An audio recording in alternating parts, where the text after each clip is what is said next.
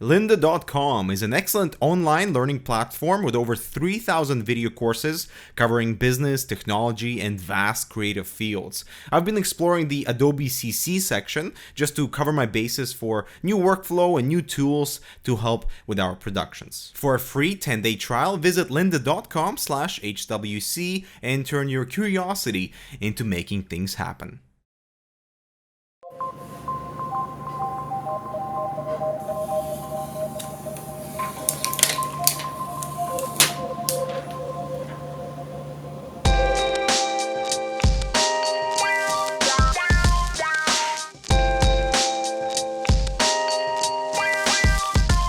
Hello everyone, this is Dmitry with Hardware Canucks, and on the review table today is an EVGA GTX 950 FTW or For the Win edition.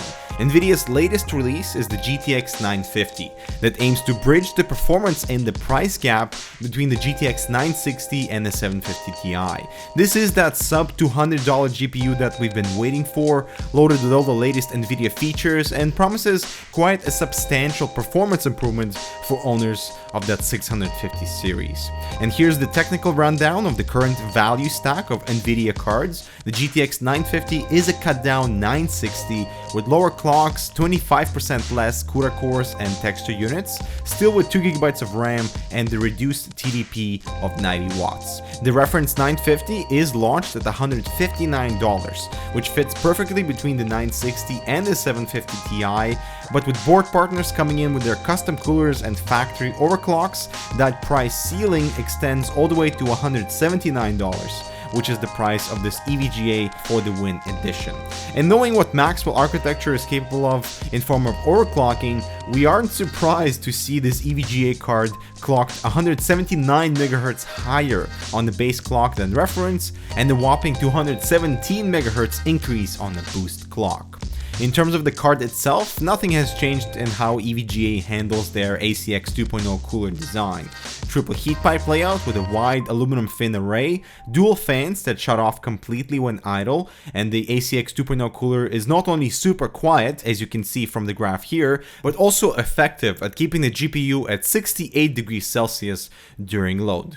The plastic shroud is simple. The card is just over 10 inches or 26 centimeters. There's an SLI finger for two-way SLI, and check this out. A backplate is included on this budget GPU with plenty of perforation on it and properly oriented text for when the card is installed inside the case.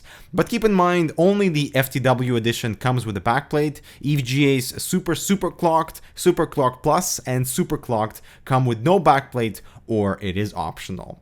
The FTW edition also comes with a dual BIOS switch for those enthusiasts who want to tinker with various overclock settings. The I/O includes triple DisplayPort 1.2, DVI, and HDMI 2.0, and seeing how well this card is suited for HTPCs, we think that NVIDIA missed an opportunity here by not enabling HDCP 2.2 support for protected 4K content over HDMI for your UHD TV. The reference 950 requires a 6-pin for power, while EVGA has equipped this FTW card with a single 8-pin, and due to a pretty high factory overclock already, system power consumption is actually almost in line with the reference 960.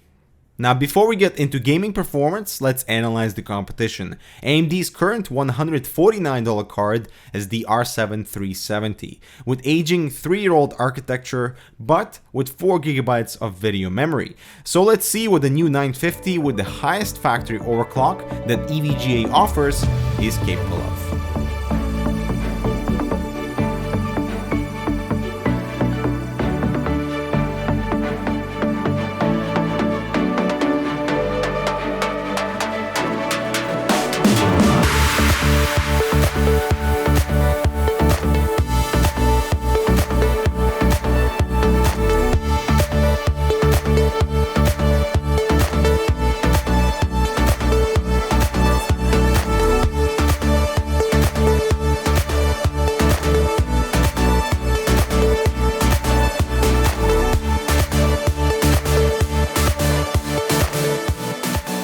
so as you see, the GTX 950 FTW is getting really close to a reference 960 and is ahead of the R7 370 in pretty much all the games here, except for two, Hitman Absolution and Middle-earth Shadow of Mordor, which is likely thanks to that extra video memory.